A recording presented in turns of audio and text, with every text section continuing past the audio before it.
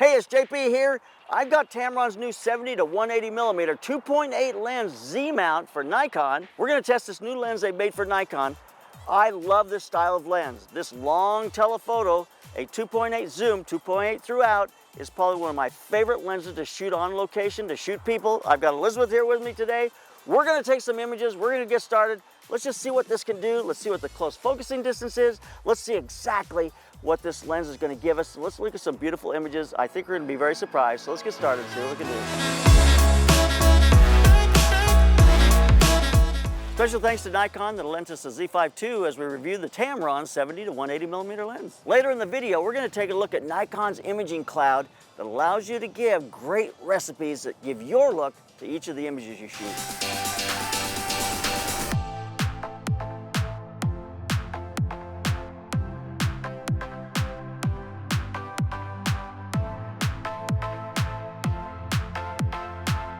So this is super impressive because this is one of the world's lightest, it is the world's lightest weight, smallest compact Tele-zoom. It's a 70 to 180 2.8, which really what makes it so valuable is that it's so compact and so small. It's only 6.2 inches. And it's 30.5 ounces.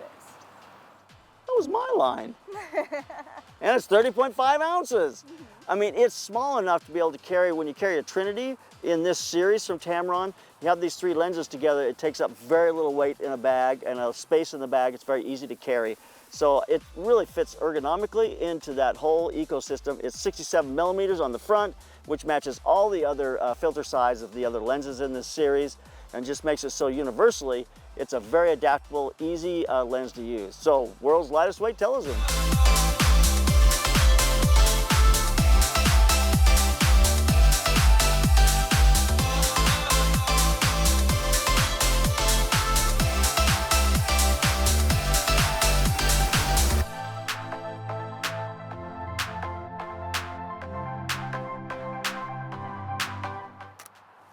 So I'm shooting 180 millimeters, and at 180 millimeters, I can get about 33 inches away, and it just gives me a beautiful image of her eye. I'm in close. I've got that FJ400 II, just opening up the light on her face, feels kind of bright and airy. It just makes it so I can get in very tight on 180 millimeters. If I go to 70 millimeters, it's like 11.8 inches, but because it's 70 millimeters, I can't get her eye as large in the frame. So if I come in close, turn towards that light right there.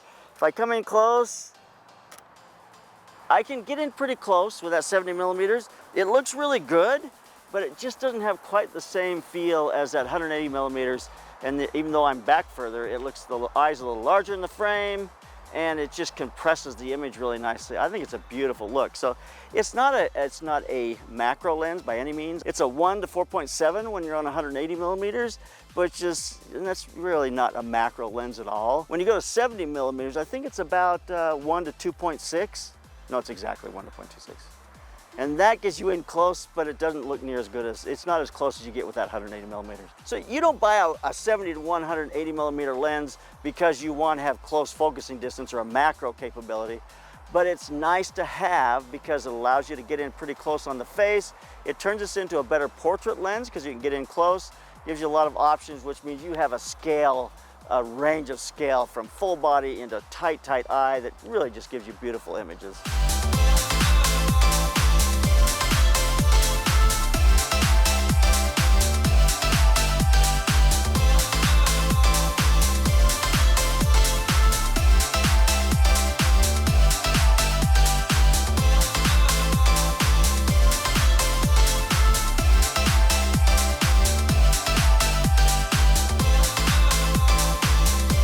So when you have a 2.8 lens like this and you're at 180 millimeters, the bokeh is beautiful. Especially, we don't have a lot of light behind this shot. She's sitting on this little bridge, but the leaves in the background, that brown just starts to kind of swirl in a beautiful circle.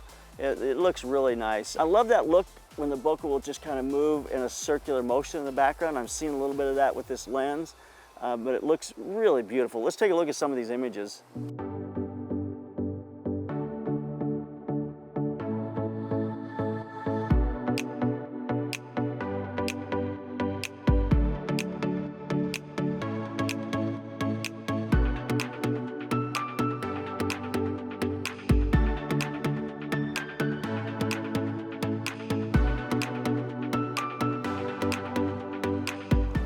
So I love the FJ400 IIs.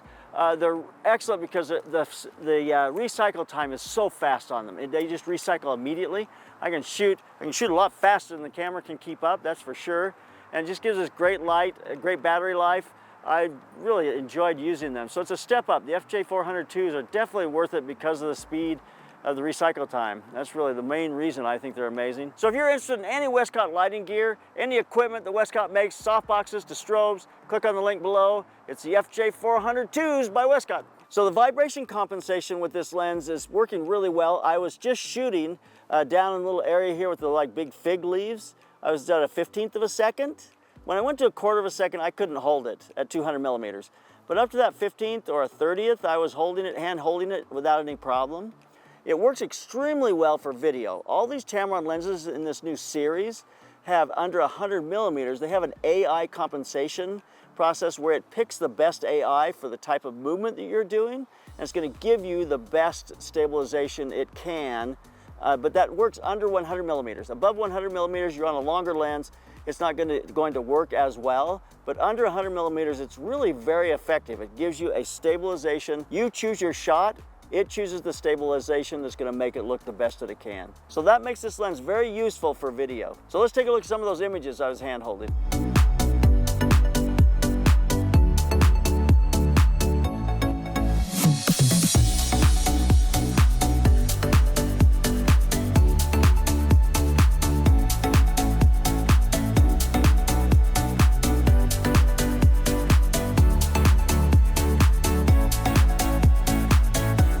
So the VXD motor mechanism in this lens is very quiet, so you can use this for video, you can focus and follow with it. It's made for motion, so if you're doing sports or cars, any kind of motion, it's really made for that. I love it for portraits. It works great for portraits for me, but it really delivers when it comes to tracking and focusing. That linear motor really gives you quick response and great images, and you can use it for video because it's so quiet. So Elizabeth is gonna go change. We're gonna shoot some cowgirl stuff as the sun goes down. Kind of looking forward to that. It's always a lot of fun.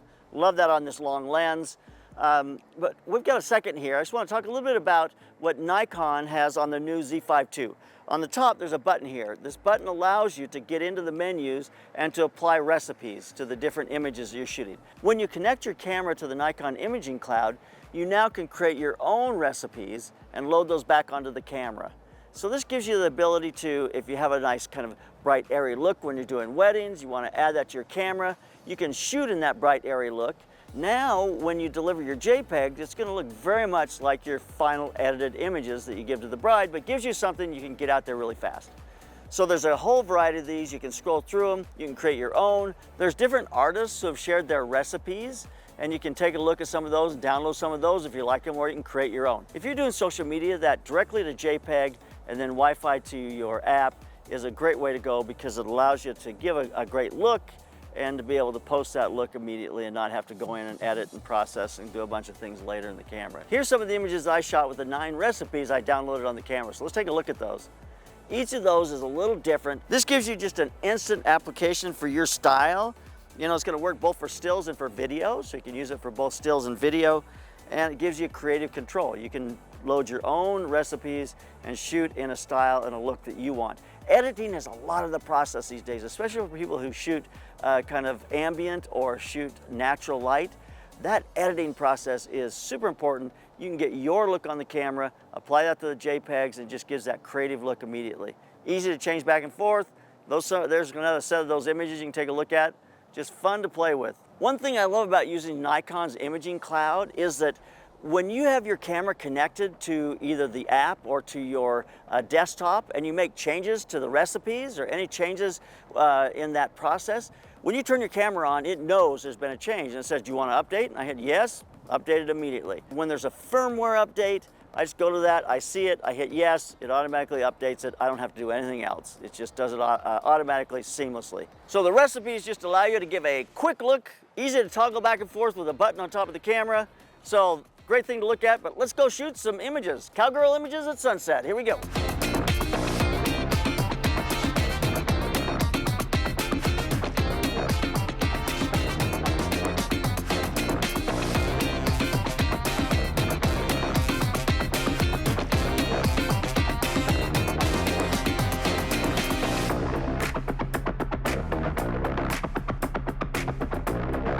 So this lens comes with a BBAR G2 lens coating that really suppresses flare, kills a lot of the other like chromatic aberration, those kinds of issues.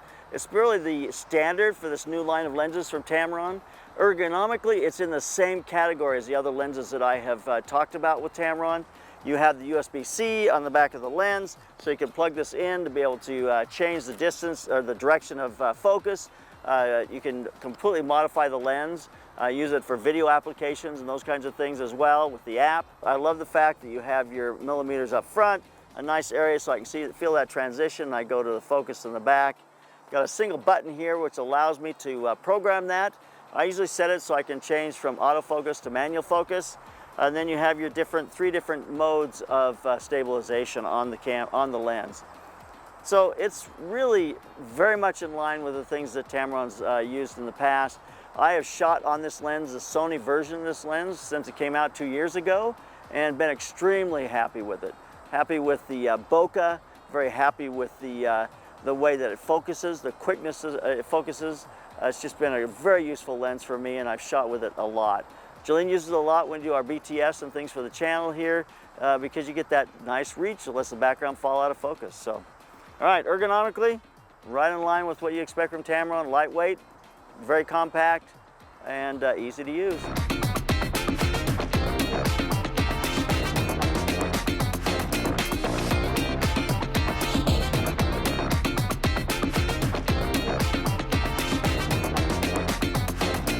So let's wrap this up.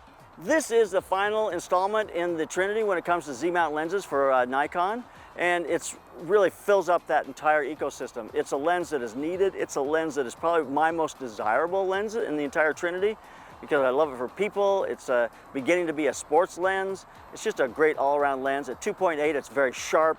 You get just a great lens to do a variety of different things, both in video and in stills. So it comes with all the things that Tamron has put into their new lenses, a pretty close focusing distance. We've got really the same 67mm filter size, so it's gonna match all of my filters as I trade filters across the different lenses when I'm doing video. It also has the same ergonomics. You got the USB ports, so you can go in and completely customize the lens to do exactly what you want it to do. Also, it's just super lightweight and small. And I think that is what makes it so useful because you can carry this lens and it doesn't feel like, back in the DSLR days, a 70-200 is a heavy, huge lens. So this is smaller, more like the mid-range lenses we used to get in the Trinity, which makes it really easy to travel with and something you're gonna carry with you. So I think it's a great offering. It's a great lens, great sharp lens. Here's some more of those images. I enjoyed shooting with it. It was a lot of fun. So you keep those cameras rolling and keep on clicking.